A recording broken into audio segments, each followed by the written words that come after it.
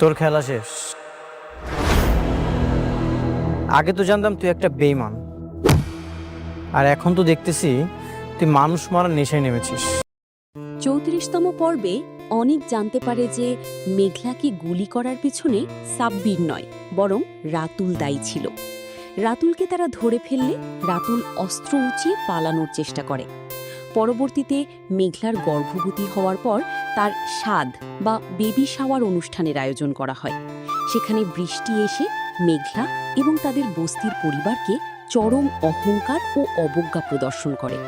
অন্যদিকে স্বাদ অনুষ্ঠানে অনেক উপস্থিত হয়ে মেঘলাকে উদ্দেশ্য করে তীব্র অভিযোগ তোলে।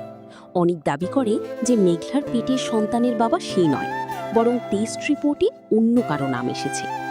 এই কথায় মেঘলা মানসিকভাবে ভেঙে পড়ে এবং কান্নায় ভেঙে পড়ে। তো বন্ধুরা, এখন আপনাদেরকে জানিয়ে দিব গরিব ঘরের রাজপুত্র নাটকের ৩৫ নম্বর পর্বটি কবে আসবে। সেটা জানিয়ে দেওয়ার আগে অবশ্যই আমাদের চ্যানেলটিকে সাবস্ক্রাইব করবেন, কারণ আমাদের এই চ্যানেলে এইরকম নাটকের আপডেটগুলো দিয়ে থাকি। তো বন্ধুরা, গরিব ঘরে রাজপুত্র নাটকের ৩৫ নম্বর পর্বটি আগামী মঙ্গলবার দুপুর ১২টার সময় শুধুমাত্র কারোহীন ইউটিউব চ্যানেলে প্রচারিত হবে।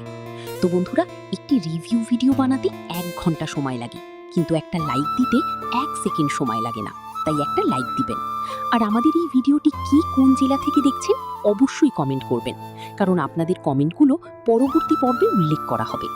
দেখা হবে নতুন কোনো ভিডিওতে। সে পর্যন্ত সবাই ভালো থাকুন, সুস্থ থাকুন। ধন্যবাদ সবাইকে।